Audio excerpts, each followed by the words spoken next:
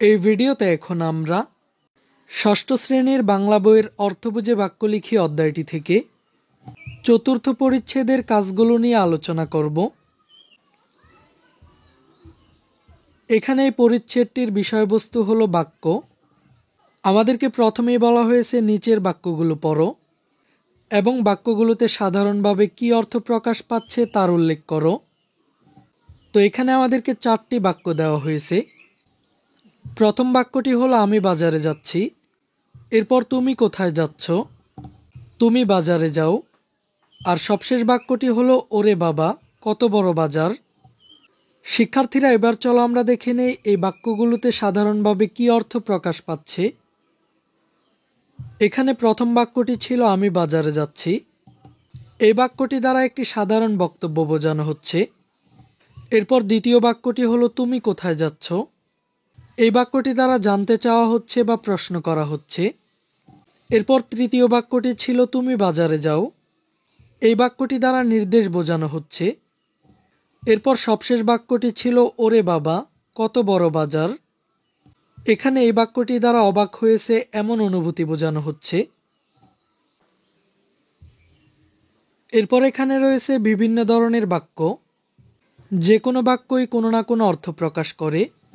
বেশিরভাগ বাক্যে সাধারণভাবে কোনো বিবরণ দেওয়া হয়।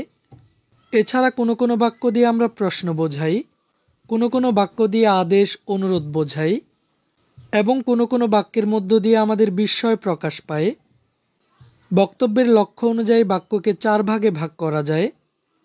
এগুলো হলো বিবৃতিবাচক বাক্য, প্রশ্নবাচক বাক্য, অনুজ্ঞাবাচক বাক্য এবং আবেগবাচক বাক্য। এখানে প্রতিটি বাক্যের বৈশিষ্ট্য এবং উদাহরণ দেওয়া হয়েছে। এগুলো তোমরা নিজেরা দেখে নিবে। আমাদের পরবর্তী কাজটি হলো বিভিন্ন ধরনের বাক্য খুঁজে বের করা। সুখী মানুষ নাটকটি থেকে 4 ধরনের বাক্য খুঁজে বের করো। তো এখন আমাদের কাজটি হচ্ছে সুখী মানুষ নাটক থেকে 4 ধরনের বাক্য খুঁজে বের করা। খুঁজে বের করে এই খালি ঘরে উপস্থাপন করা। তো চলো আমরা এই কাজটির নমুনা সমাধানটি দেখে নিই। শিক্ষার্থীরা, প্রথমেই চলো আমরা দেখে নেই সুখী মানুষ নাটক থেকে নেওয়া বিবৃতিবাচক বাক্যগুলো। প্রথম বাক্যটি হলো এই জামা হবে একজন সুখী মানুষের। এরপর তোমার মোড়ল একটা কঠিন লোক। মানুষের কান্না দেখলে হাসে। আমি একজন সুখী মানুষ। এবার আমরা সুখী মানুষ নাটক থেকে নেওয়া প্রশ্নবাচক বাক্যগুলো দেখে নিই। তাই বলে মোড়লের ব্যারাম ভালো হবে না কেন? বাঘের চোখ আনতে হবে। সুখ কোথায় পাবো?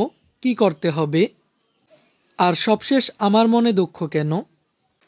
এবার আমরা অনুজ্ঞাবাচক বাক্যগুলো দেখে নিই। আমাকে শান্তি এনে দাও। চুপ করো। যাও সুখী মানুষকে খুঁজে দেখো। জামা এনে দাও। এবার আমরা সবশেষ সুখী মানুষ নাটক থেকে নেওয়া আবেগবাচক বাক্যগুলো দেখে নিই। আমার কত টাকা? কত বড় বাড়ি? মোড়ল বাজবে তো? আহারে, আমরা এখন কি করব?